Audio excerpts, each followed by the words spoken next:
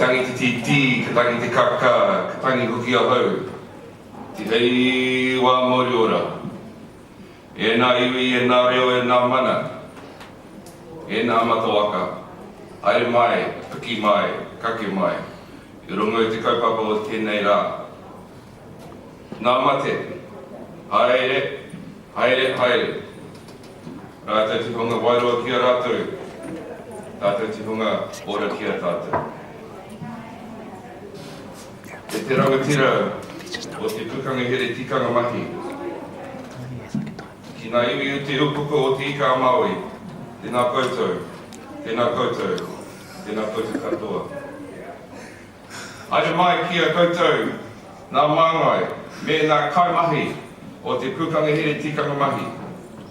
Tēnā koutou, tēnā koutou, tēnā koutou katoa. Welcome to Congress. It's good to see your shiny faces. I walked in today and I looked through and all I wanted to do was mingle, walk around and say hi to everybody.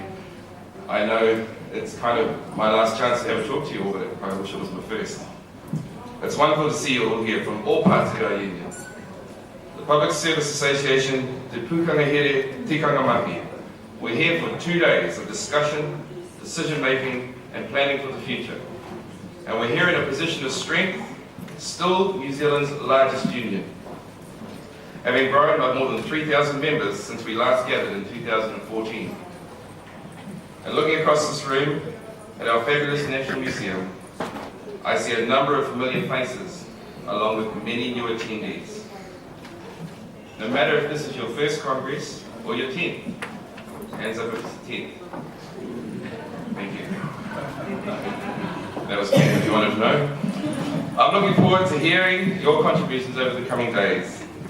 I'd particularly like to welcome those here representing our formal networks. PSA Youth, the Women's Network, Out at PSA, and PSA Pacifica. Welcome. This Congress is the first time that our networks have had voting rights, and our welcoming them is a sign that we are open to change to ensure sustainability of our movement.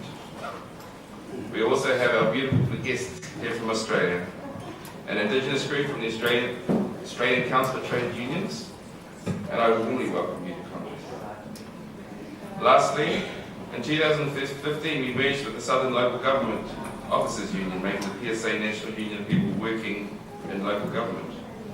I'd like to pay special tribute to those former SLOGO members who are here with us today, attending their first Congress as PSA members, and recognise the important work you have done to ease your members' successful transition into our shared union. The theme for this Congress is Stand Together, Ka tū tahi tātou, which is our campaign promoting the important work that we all do, and making sure that politicians who decide on our funding value them too. There will be more time to discuss Stand Together over the coming days, including a presentation from our National Secretaries, Aaron Blatchuk and Glenn Barclay. And workshops tomorrow where we'll all get to discuss what we think the PSA should be focusing on.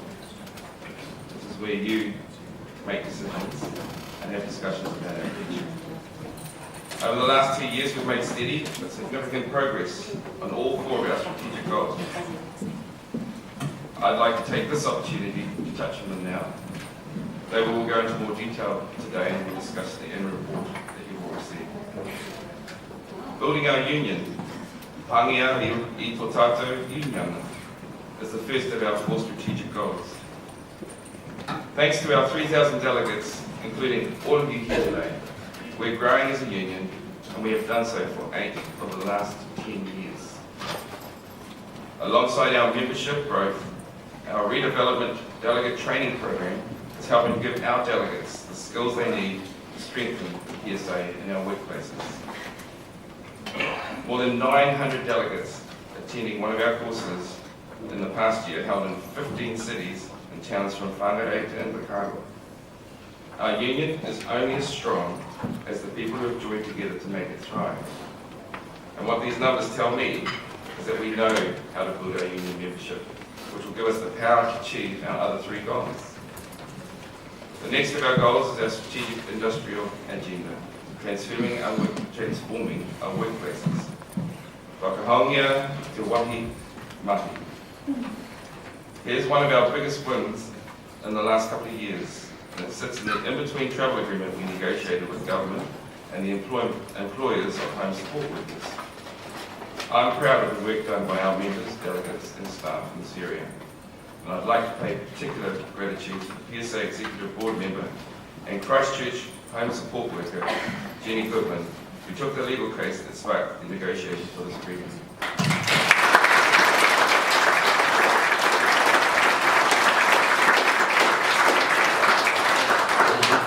This agreement has meant more security of hours and more money in the pockets of those working in this low-paid, predominantly female sector. We support our elderly and disabled citizens to live more full lives. It has also shown that even in an unfriendly political environment, people can stand together to win real gains when we unite for a common cause. As the union of 62,000 people providing public and community services across the country, we also take responsibility to advocate for improving those services seriously. Because of this, we've made advocating for strong, innovative and effective public and community service. Rautonga, Apori, Tumatanui, Kaha, another one of our strategic goals. Last month, we brought international expert David Coates to New Zealand to speak with HR practitioners, public service managers, political parties and unions about the importance of high engagement ways of working like our sustainable work systems model. Our high engagement work continues to bring benefits to our members and the services we provide to the public in workplaces as diverse as the Bay of Plenty DHB, the Department of Conservation and Auckland Council. And in the health sector, we consistently raise the harm done by understaffing on both patients and staff, demanding quality care every day. Our fourth strategic goal is one I want to focus on a little closer, and that is equal pay. Utu urite. In many ways, the progress we've made in this area is one of the things that I'm most proud of our union for. More than 70% of our membership are women, and the difference in women's and men's pay is a key issue that when we resolve it, it will make a huge and positive difference in most of our members' lives. Thousands of our members have been active on the issue of equal pay over the last 2 years. We've attended events, signed petitions, we've lobbied MPs, taken legal cases, and pushed equal pay claims in collective bargaining. Alongside our friends and other unions and civil society, we've made equal pay an issue that is talked about and cared about right across our country, and we've made it something politicians cannot ignore. This year we've been negotiating with the government and employers to find a way forward that doesn't involve dozens of court cases. We know that if we can resolve equal pay and collective bargaining, then that will produce results that work for us without having to engage in those lengthy and costly legal processes. The PSA was represented in a group chaired by our new Governor General, Dame Patsy Reedy, along with representatives from other unions, business and government.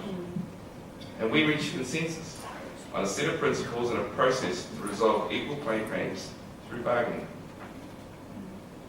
Of course, ensuring equal pay requires money. And for our members, that means the government needs to front up. Whether as a direct employer for our public services, DHB and state service members, or as a contractor for our community public service members, with the funding to make equal pay a reality. That means we need to keep the pressure on. And we need to make sure equal pay is a key election issue. More than 750 of us have signed up to be an equal pay advocate in our Worth 100% campaign, but we need more. If you haven't already become an equal pay advocate, please sign up. You can do this on the PSA website or by phoning our organising centre. I'm sure we can just do that today, right now. Yeah. I'm just having the on and sing this all away. If you're already an advocate, thank you. Please recruit a colleague when you get back to your workplace after this Congress. Today, we can loudly declare women are worth 100%. We can make that statement into reality, not just for our members, but for all working women across New Zealand. Please.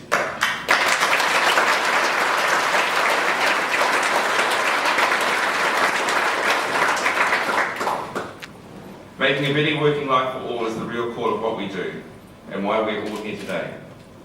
I am deeply proud of my union, our union, your union, and all that we continue to achieve. It has been a genuine privilege for me to lead our collective work over the last 4 years. And it is an experience I'm going to treasure forever. It says cry. To all those hundreds of PSA delegates and thousands of PSA members that I have stood alongside, spoken to, and planned with, and laughed with, and cried with, of course, I want to thank you. There's a couple of people I just want to particularly thank at this point. When they said to me, who do you want to thank? I'm like, oh gosh, it's pretty much everybody. But there are a couple of people I do think, if it wasn't for them, I wouldn't be here, and you wouldn't have to listen to me.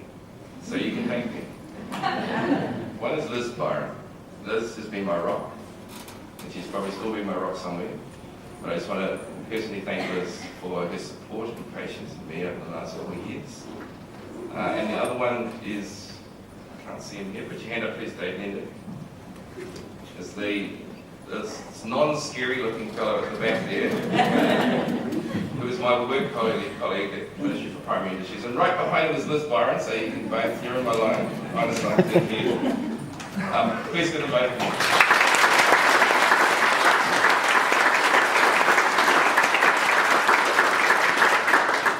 Dave Nender was our delegate within the Ministry for Primary Industries. It was Matt when I first joined, who encouraged me to become a delegate. I said, no way, Jose, why would I do that? That kind of looks a little bit too hard. Then I found out that we had a very strong runanga. And I went, oh, I'm kind of interested. And then they challenged me to play the guitar for them.